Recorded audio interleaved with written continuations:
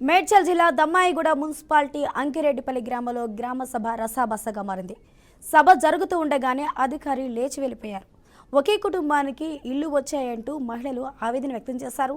ఇష్టానుసారంగా ఇళ్లను ఇస్తున్నారని మహిళలు అధికారులను నిలదీశారు. రేషన్ కార్డు ఇందిరమ్మ ఇళ్లపై ప్రజలు నిలదీయడంతో అధికారులు పోలీసు వారితో సర్ది చెప్పి గ్రామస్తులు సభ నిర్వహించారు. ఇక గ్రామ సభలో ఇందిరమ్మ ఇళ్లను రద్దు చేసి ఇందిరమ్మ కమిటీ ఆధ్వర్యంలో ఇందిరమ్మ ఇళ్లు ఇస్తామని అధికారులు తెలిపారు.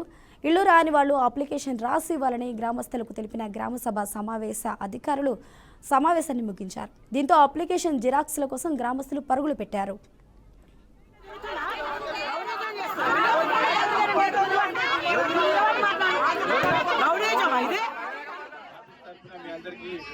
ధన్యవాదాలు తెలుపుతున్నాను, కృతజ్ఞతలు. ఇప్పుడు ఏంటంటే మనకు రేషన్ కార్డులో ఫస్ట్ నుంచి లేని వాళ్ళది ఒక లిస్ట్ వచ్చింది. రేషన్ కార్డు అప్లై చేసుకున్నారు, వాళ్ళకి లేదు, వాళ్ళది ఒక లిస్ట్ వచ్చింది. అది ఎలిజిబిలిటీ లిస్ట్ వచ్చింది. అది ఏంటంటే మొదటి విడతగా వచ్చింది. మీరు ఇంకా రాని వాళ్ళు ఇప్పుడు కూడా అప్లై చేసుకోవచ్చు, అవి కూడా కన్సిడర్ చేస్తారు, అవి కూడా మళ్ళీ వస్తాయి. ఇప్పటికీ ఇది అయిపోయింది అన్నట్టు మనం భావించకూడదు. ఇప్పుడు పేరు చదవకుంటే అది మాకు రాలేదు అని బాధపడాల్సిన అవసరం లేదు ఇప్పుడు.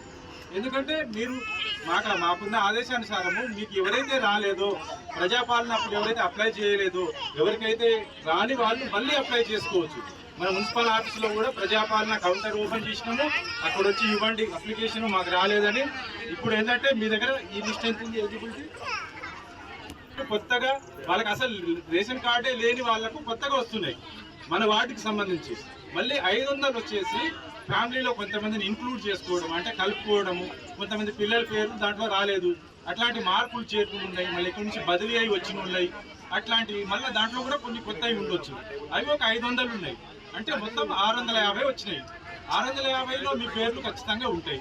ఒకవేళ లేకుంటే మీరు అప్లై చేయకుంటే మళ్ళీ చేసుకోండి, మళ్ళీ కన్సిడర్ చేస్తారు. ఇందిరమ్మ ఇళ్ళ సంగతి కూడా అంతే. స్థలం ఉండి ఏంటంటే ఇల్లు కట్టుకోలేని వాళ్ళది ఒక జాబితా, స్థలం లేకుండా కిరాయి ఇళ్లలో ఉన్నది వాళ్ళకు కూడా వచ్చింది. 2 లిస్టులు వచ్చినాయి. ఆఫీస్ తరఫున మీ అందరికీ ధన్యవాదాలు తెలుపుతున్నాను, కృతజ్ఞతలు. ఇప్పుడు ఏంటంటే అందరికేమో చేయబట్టి పైసలు రాకపోయి ఎట్లా నేను భోజనం చేసేదా, నాకు ఇంతవరకు రాలేదు. కాలేజ్కి ఆ సమస్య అవుతుంది. పింఛన్లే పిల్లలు చదువుకోవడానికి చాలా కష్టంగా ఉంది, నాకు ఇబ్బందిగా ఉంది. కనీసం ఇప్పుడైనా వస్తాయని ఇప్పుడు రావంటారు. ఏం చేస్తాం మరి, ఎలాగే చూసుకోవాలిగా, వచ్చేలకే వస్తున్నాయి.